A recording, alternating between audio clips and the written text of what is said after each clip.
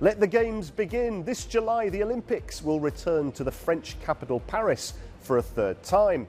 Billions of dollars have been poured into this year's competition. But how much will be made? And will it be worth it for the host country? Welcome to The Exchange from our studio here in Doha. Coming up on this episode, we meet the man in charge. Christophe Deby, Executive Director of the Olympic Games, explains what it takes to create the planet's biggest international sporting event. Plus, we talk to Jaime Byram, CEO of Beyond Hospitality, one company disrupting the sporting events sector. So it's 41 different sports, more than 300 events competing over 19 days. Will big events like this attract the biggest sponsors? Let's take a look at who they are. Coca-Cola has been an Olympic sponsor longer than any other company, signing their first deal back in 1928. Well, the giant beverage brand has faced criticism for plastic pollution and vowed to rely solely on recyclable glass bottles at Paris 2024, a move designed to help reduce single-use plastics throughout the whole event by 50%, something that would be an Olympic first. San Francisco-based Airbnb signed a 9-year deal with the Olympics Committee in 2019 worth 500 million euros. A study by financial consultancy Deloitte predicts Airbnb customers coming to Paris 24 will spend €500 million on restaurants and leisure activities in the city. And big sponsorship means big money. To give us an idea of just how much, a 2022 budget review revealed over €4 billion were put aside for the organising committee. 1.4 billion is allocated for ticketing, licensing and hospitality, and 1.2 billion euros on partnerships. The River Seine is the focal point for the opening ceremony. There's plans for a huge boat parade on the water. The river will also be used for competitions. But as Euronews reporter Cyril Fanares found out, a big clean-up needs to happen first. One of Europe's most iconic rivers is also one of its most important.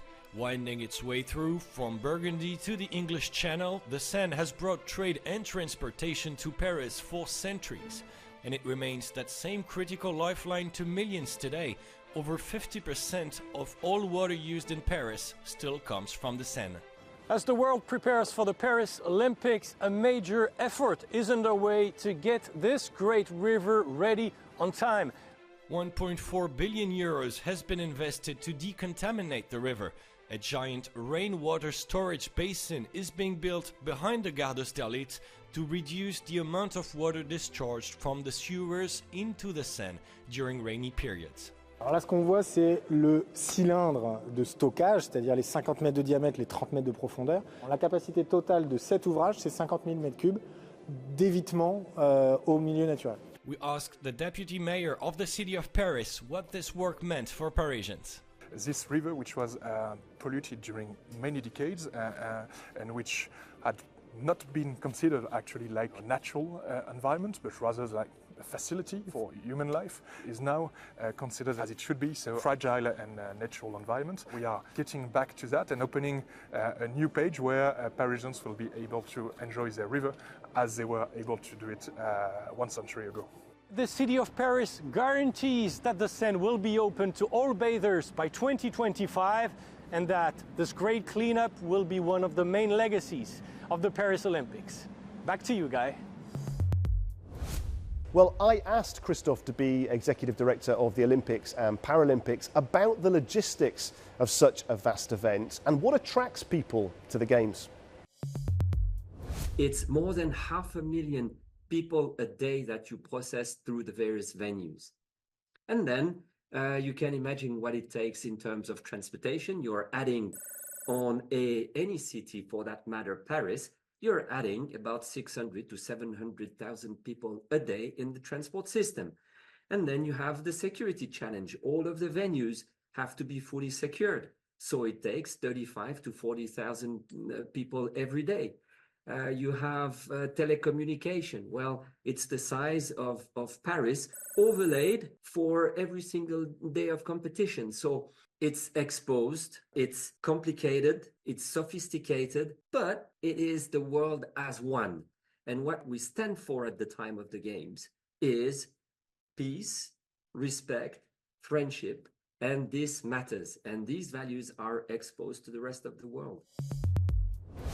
Now, as you heard there, the Olympics will bring millions of visitors into the city of Paris. And many spectators will also be looking to the hospitality sector to enhance their overall experience. This could be anything from VIP boxes to catering at your seat. The hospitality packages at big sporting events like the Olympics are getting bigger and better.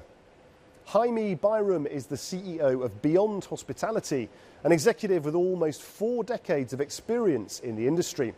I asked him for his thoughts on the evolution of hospitality. One of the things that we've taken a lead on in recent years is to look beyond the security perimeter of the stadium, look for what we call ancillary services, integrate an offering of accommodation, ground transportation, off-site hospitality venues. All those things are things that if you look at the programs that I've had the privilege of being involved with over the years, they have been innovations at the time, but they soon become standard to the industry. Now it's time for our regular feature, Business in 60 Seconds. Start the clock. Giant retail group Gap gets ready to release its earnings for the first quarter of the year. The 55-year-old iconic clothing brand has enjoyed strong sales growth in recent months, causing share valuations to soar. The board is continuing its strategy of expanding their most profitable stores like Old Navy. The National Bank of Canada reports on Q2 2024. Quebec's biggest bank saw sales surge to over 10 billion Canadian dollars in 2023, and profits rose in the first quarter of the year. But the looming threat of customers missing loan repayments due to high borrowing costs is one of many challenges the board will need to navigate in the months ahead. American software firm Adobe is also set to publish its Q2 results. The maker of products like PDF, Photoshop and Premiere Pro has been busy building a range of new AI-assisted tools that they hope will revolutionize the video editing market, while also creating protections for people and companies against the dangers of deep fakes. The Games are a competition, but also a celebration of the best in the world. Well, all eyes will be on Paris and the efforts made to prepare the city for an incredible opening ceremony. There's a focus on sustainability and shared values for the organisers and sponsors, delivering an economic legacy as well as protecting the planet. Well, that's the ultimate Olympic dream. Well, that's all we have time for on this edition of the show. Thank you for watching. Please do check out euronews.com for all your latest business news, and join us again next time on The Exchange.